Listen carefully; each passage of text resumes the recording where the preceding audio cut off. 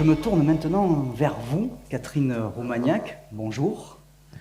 Bonjour. Voilà, je le disais, vous êtes la directrice de la maison départementale des personnes handicapées de l'Aude. Et pour ce forum, vous êtes allé chercher donc ce grand témoin dont vient de parler M. Sidobre, Denis Piveteau. Vous l'avez interviewé spécialement pour cette matinée, vous et Stéphane Delprat, un papa qui viendra témoigner tout à l'heure. Pouvez-vous nous expliquer d'abord, Catherine, pourquoi ce choix de Denis Piveteau? On est monté aux sources. Hein. La réponse accompagnée pour tous, c'est un dispositif qui est issu d'un rapport que Denis Piveteau a rédigé et remis au gouvernement donc en juin 2014 pour permettre de répondre aux personnes qui sont sans solution. Donc ça nous paraissait évident. Alors, au moment où nous sommes aujourd'hui, c'est-à-dire à la croisée des chemins, de pouvoir revenir aux sources, de voir avec lui si il écrivait aujourd'hui ce rapport, qu'est-ce que ça donnerait et quels axes il pourrait privilégier. Évidemment, ça nous permettrait de pouvoir envisager les suites sur ce sujet. Donc là, vous allez lancer la première question que vous avez posée donc il y a déjà quelques mois, cela dit, hein, c'était une interview, et il nous a envoyé un petit message, d'ailleurs, il nous envoie un message à tous ce matin, oui, en disant qu'il pense bien à cette journée, il aurait vraiment voulu être des nôtres, mais voilà, c'est effectivement un grand monsieur très occupé, et il n'a pas pu être présent à Carcassonne aujourd'hui. Et sur cette première question, c'est une question un peu historique. Est-ce qu'on a besoin d'aller comme ça chercher loin d'où ça vient? Oui, alors c'est peut-être l'ancienne historienne qui sommeille toujours un peu en moi, mais en tout cas, je pense qu'on comprend ce qui est le cas aujourd'hui, en regardant quand même ce qui s'est passé hier, et on est dans une continuité. Si on veut avancer, le passé, le présent et le futur sont liés. Donc c'est pour cette raison que je lui ai demandé, il y a plusieurs lois, et notamment le contexte de la loi de 75, la loi de 2005, toutes ces lois, la loi de 2002 évidemment, toutes ces lois qui ont contribué à avancer sur le chemin de l'amélioration de la prise en compte des personnes en situation de handicap, ça s'est construit et on avait besoin avec lui de porter ce regard-là sur ce contexte notamment législatif. Donc la question exacte, c'était: pouvez-vous nous expliquer brièvement le contexte de la loi de 1975 et 30 ans après, les grandes lignes de la loi du 11 février 2005? Oui, il y a deux lois le 30 juin 1975. Il y a une loi qui vise les personnes en situation de handicap et qui crée l'AAH, essentiellement, enfin c'est son grand apport. Et puis une autre loi du 30 juin 1975 dont on parle plus fréquemment et qui crée au fond l'établissement médico-social, l'établissement et services. On ne parlera d'établissement et services que dans la loi de 2002, la loi de janvier 2002, qui fait avec la loi du 30 juin 1975 une sorte d'ensemble en réalité. Il faut prendre les lois médico-sociales de 1975 et de 2002 un peu ensemble. Et ce qu'il faut comprendre, parce que je crois que c'est un paradigme très important dans l'histoire de l'accompagnement des situations de handicap, mais en même temps un paradigme qui est aujourd'hui en passe d'être remplacé par un autre, ou en tout cas d'être enrichi par un autre, qui est la création de l'institution. Mais au moment où on parle beaucoup de désinstitutionnalisation, où on parle de plateforme de services, enfin de réforme, de transformation de l'offre également, enfin tous ces termes-là remettent en cause, ou plus exactement cherchent à dépasser quelque chose que la loi de 75 a instauré et qui était très important, parce qu'on découvrait à l'époque, comment dire, que toute l'aide sociale qui, pendant longtemps, au XIXe siècle, s'est efforcée surtout de protéger la société contre des personnes dont elle se méfiait un peu. Au fond, il s'agissait de faire en sorte que la société remplisse ses devoirs à l'égard de personnes qu'elle considérait comme incapables, en situation de grande fragilité, mais aussi un peu ayant besoin d'assistance, en quelque sorte. Au milieu du XXe siècle, et notamment avec la loi de 75, on comprend qu'en réalité, il ne faut pas protéger la société des personnes vulnérables, fragiles, handicapées, en situation de précarité. Il faut faire l'inverse. Il faut protéger ces personnes d'une société qui n'est pas bienveillante. Voilà. Il faut créer ce qu'on a appelé les milieux spécialisés, hein, l'environnement spécialisé, l'environnement adapté.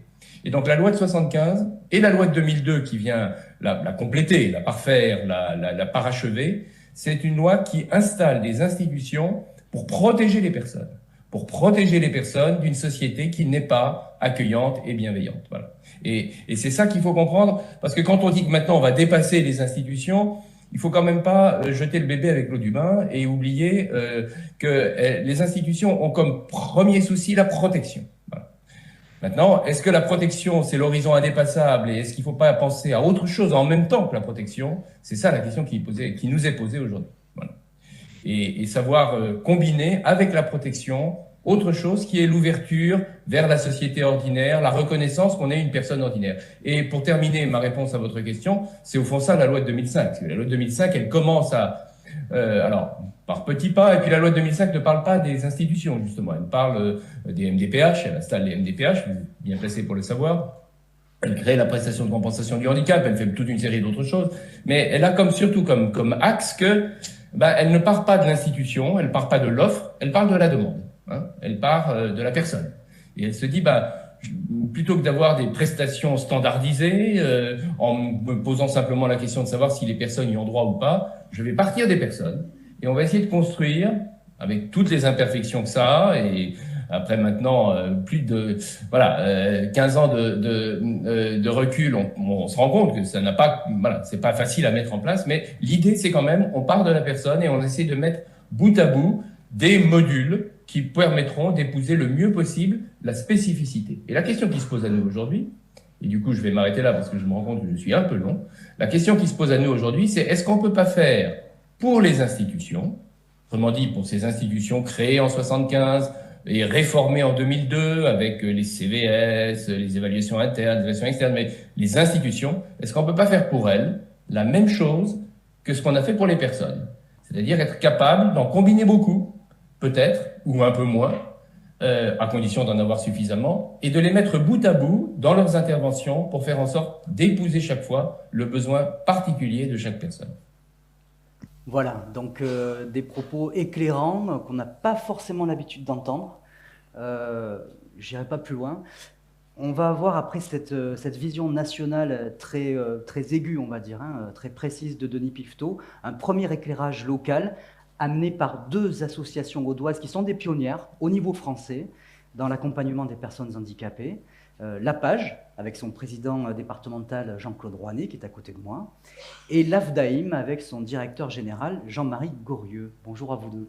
Bonjour. Alors, ce sera bientôt les 50 ans de cette fameuse loi du 30 juin 75, 20 ans pour celle de 2005. Diriez-vous que pour l'accompagnement des personnes handicapées, il y a eu chaque fois un avant et un après ces textes de loi? Quel est votre regard sur ce qui aurait changé concrètement? Jean-Marie Gorieux, peut-être d'abord. C'est vrai que quand la loi de 75 avait été ses 50 ans, nos associations approchent des 70 ans. Et très souvent, sur les lois, d'une façon générale, elles viennent parachever un travail qui a été lancé par la société civile, et en l'occurrence le monde associatif. La terre audoise est une terre qui a été très fertile pour la réponse aux personnes en situation de handicap, puisqu'elle a vu la création des premiers CAT de France sur le territoire, foyers, établissements qui ont été créés. Mais c'est pas pour autant une fin en soi. Et donc quand M. Piveteau le pose comme d'habitude, de façon très éclairée et incisive, nos mêmes institutions ont déjà commencé à bouger. Et quand il nous invite sur la question quelque part de la plateforme et de la cohérence et des parcours, c'est le deuxième point fort de ce territoire. Ça a été relevé par M. Sidobre et par la présidente, c'est que les associations savent fonctionner ensemble et savent donc adapter les réponses de manière à avoir en tête le parcours de la personne et la réponse adaptée. Après, on est toujours frustré. Forcément, dernière commission de l'enfance animée par la MDPH, on se rend compte qu'on a 2/3 des enfants qui attendent une place, c'est-à-dire quasiment autant, alors j'exagère un peu, mais au moins la moitié de la capacité installée.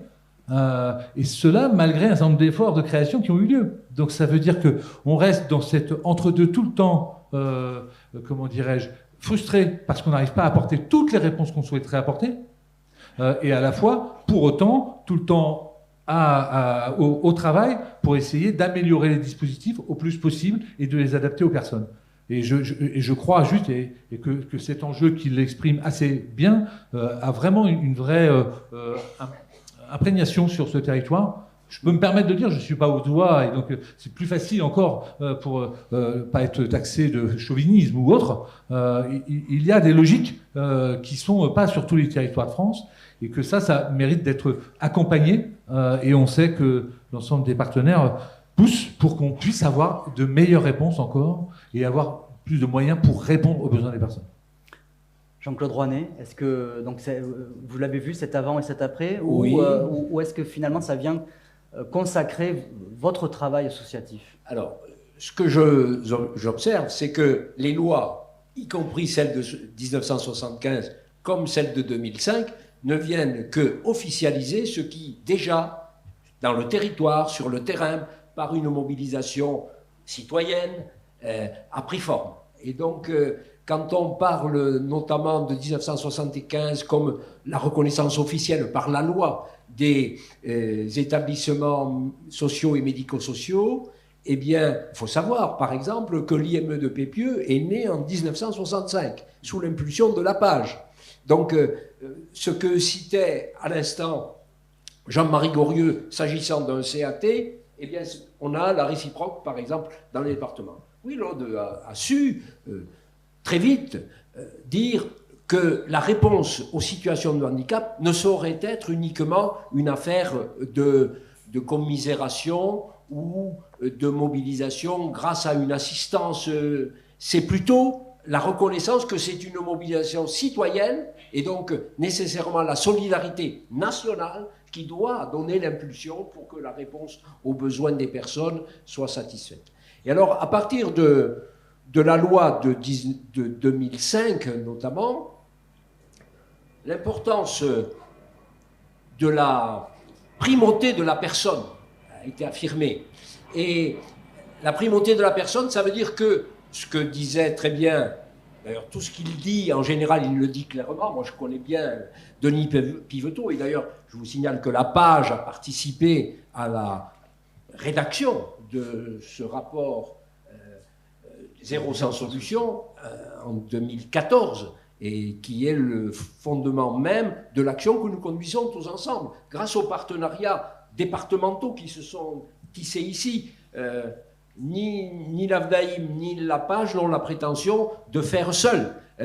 Nous avons la MDPH et on s'en félicite. Nous avons l'ARS aussi avec un dialogue facilité. Nous avons l'éducation nationale. Donc toute une série d'éléments. Nous avons aussi nos interlocuteurs dans les divers ministères, y compris le ministère du Travail, qui sont réellement les éléments par lesquels se construisent les réponses. Et en 2005, on a mis le focus, le projecteur plus précisément, sur la personne, primauté de la personne, et on organise la réponse aux besoins de la personne.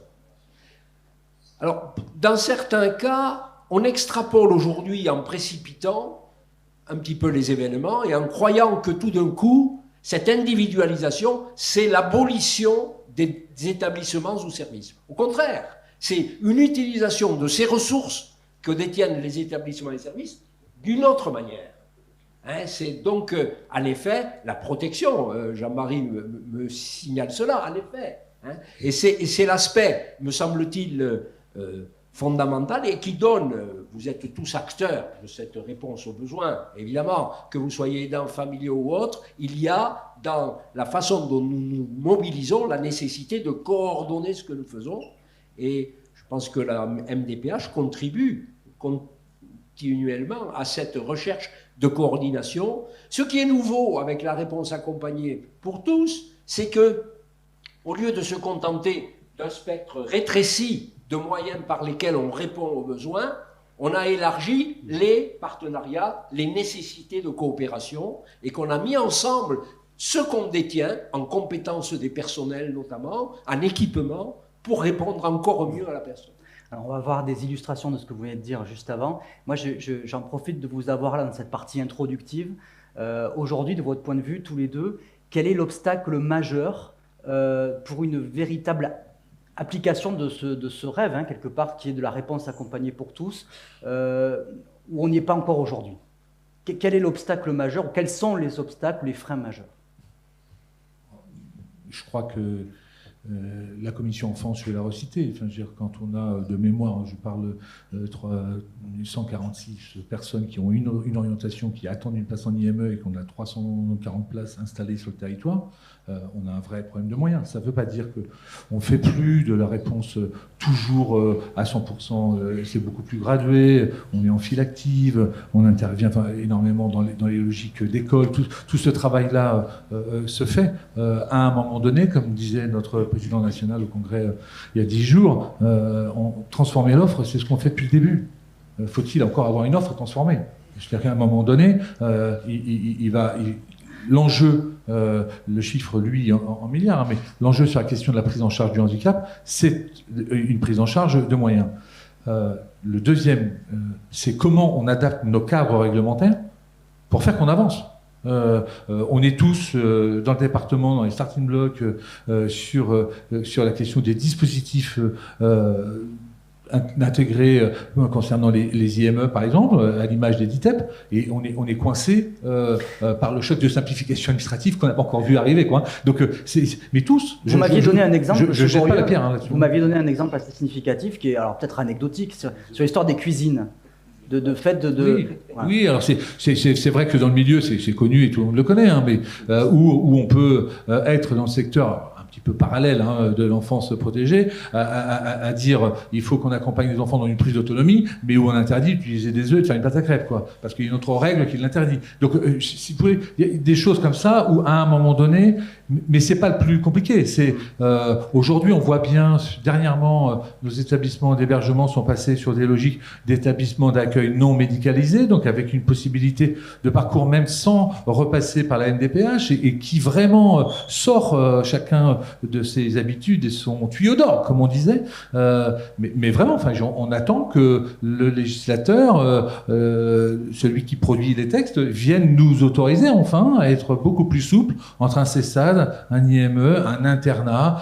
J'ai besoin de 2 nuits parce que ça, pour plein de raisons, avec mon fils, mais par ailleurs, il a aussi un temps de scolarisation. Et là, on est dans des choses extrêmement complexes. Enfin, honnêtement, pour plein de raisons, mais notamment celle-là, je plains réellement les familles dans la reconnaissance du maquis réglementaire aujourd'hui.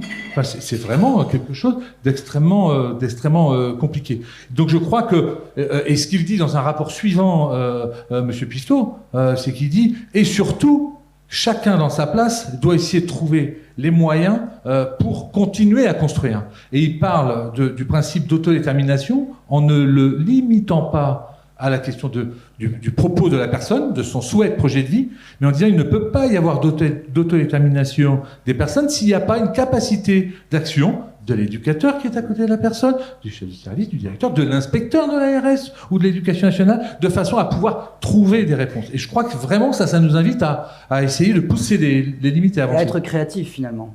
Comme finalement dans le rapport zéro sans solution, c'est un appel à la créativité. Totalement. Ça a été dit par M. Silobre, il n'y a pas des handicapés, il y a à chaque fois une personne avec une problématique qui en plus va bouger dans le temps. Donc c'est la création, et c'était ça dès le début, notamment ici le mouvement parental en 1955, hein, mais qui a dit il faut qu'on trouve des solutions ensemble, et ça il faut le créer. Merci. Oui. La journée, moi aussi. Merci à vous deux.